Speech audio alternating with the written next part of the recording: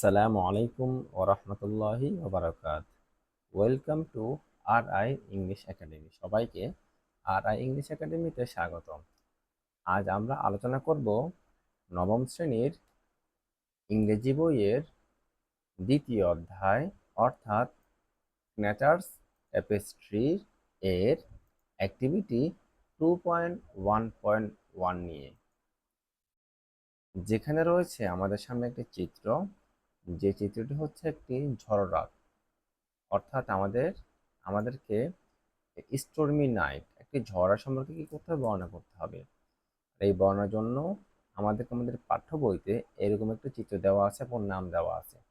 আমাদেরকে কি করতে হবে, এই ঝড়া সম্পর্কে কি করতে বর্ণনা করতে হবে।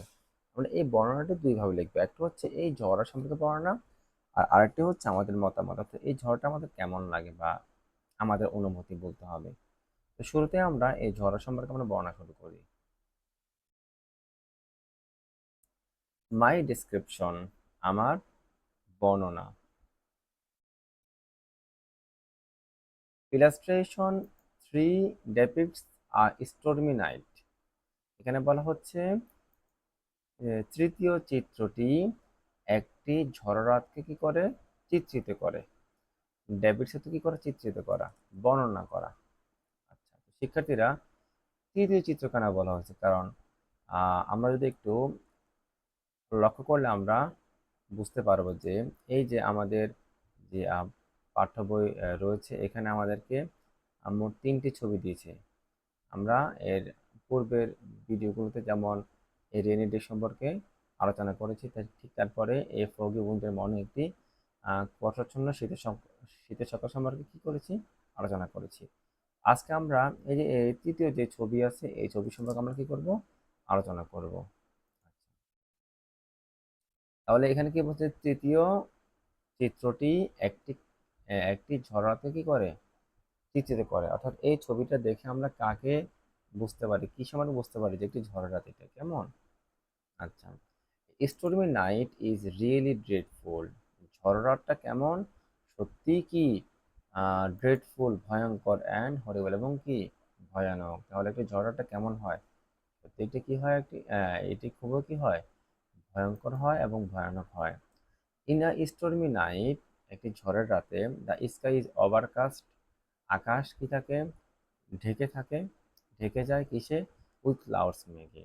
তাহলে কি হলো, যে ঝড়ের রাতে আকাশ মেঘে কি যায়, ঢেকে যায়। দ্য ওয়াইন্ডস ব্লো ভায়োলেন্টলি, বলতেছে দ্য ওয়াইন্ডস, বাতাস, ব্লো প্রবাহিত, ভায়োলেন্টলি প্রবলভাবে, বাতাস প্রবলভাবে কি হয়, প্রবাহিত হয়। তারপরে বলা হচ্ছে roofs of tin shed houses are blown away and trees are uprooted। এখানে বলা হচ্ছে টিনের চালের ঘরের ছাদ আর ব্লোন এওয়ে, উড়ে যায়। তাহলে যখন ঝড় হয় তখন অনেক সময় কি হয়, যে যে সকল ঘরগুলার ছাদ কিসে, টিনের দ্বারা এই পুরা চাল কি করে, উড়িয়ে নিয়ে যায়। আরটা কি হয়, অ্যান্ড ট্রিজ আর আপরুট, এবং গাছপালা কি উপড়ে যায়। আমরা দেখে থেকে যে গাছের গোড়া সব উপড়ে পড়ে যায় কেমন। সামটাইমস, মাঝে মাঝে, থান্ডার্স রোয়ার, মাঝে মাঝে বজ্রপাত কি গর্জে ওঠে। তাহলে যে মেঘের যে গর্জন আছে তা কি গর্জে ওঠে, খুব বিকট আওয়াজ দেয়, মাঝে মাঝে আমরা শুনে থাকি। There is terrible sounds all around. এখানে বলা হচ্ছে অল অ্যারাউন্ড, চারদিকে কি থাকে, টেরিবল সাউন্ড, ভয়ানক শব্দ থাকে, খুব একটু ভীতিকর অবস্থা থাকে। It causes a great loss of life and wealth. এখানে বলা হচ্ছে it causes a great loss of life and wealth, এটি জীবন এবং সম্পদের গ্রেট লস, ব্যাপক ক্ষতি সাধন করে। তাহলে কি বললাম, যে এটি এটি কোনটি, ঝড়াটাটি জীবন এবং সম্পদের কি করে, ব্যাপক ক্ষতি সাধন করে, সৃষ্টি করে। অযর্থকে সৃষ্টি করা। অ্যাকচুয়ালি, প্রকৃতপক্ষে stormy night is a night of horror and distraction.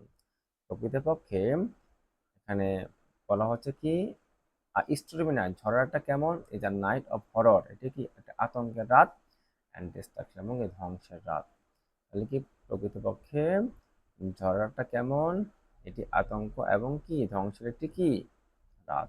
প্রিয় শিক্ষার্থীরা, আমরা আমাদের যে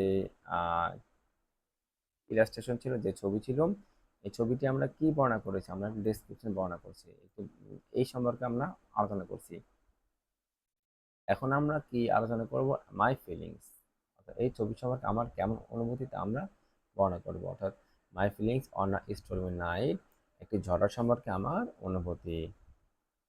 I experienced I story night, আমার কি রয়েছে, একটি ঝড় সম্পর্কে কি রয়েছে, একটি অভিজ্ঞতা রয়েছে। আই থিঙ্ক, আমি মনে করি, story night is a fearful night, ঝড়ের রাতটা কেমন হয়, ফেয়ারফুল নাইট, ভয়ের রাত। কেমন রাত, ভয়ের রাত। The miserable conditions of the affected people are beyond description, বলা এখানে বলা হচ্ছে the miserable condition of the affected people, ক্ষতিগ্রস্ত মানুষের করুণ অবস্থা। মিজারেবল কন্ডিশন মানে করুণ অবস্থা, ক্ষতিগ্রস্ত মানুষের করুণ অবস্থা, আর বিয়ন্ড ডেসক্রিপশন বর্ণনার বাহিরে। বিয়ন্ড মানে কি, বাহিরে। মানে কি বুঝেছে, যে এই ঝড়টাতে যে সকল মানুষ যে ক্ষতিগ্রস্ত হয় এগুলো আলোচনা করতে গেলে আমরা কুল পাবো না, তাই বলছে এগুলোর অবস্থা কি বর্ণনার বাহিরে। তো শিক্ষার্থীরা, আশা করি তোমরা বুঝতে পারছো। দেখা হবে পরবর্তী ভিডিওতে। সবাইকে আল্লাহ হাফেজ, আসসালামু আলাইকুম।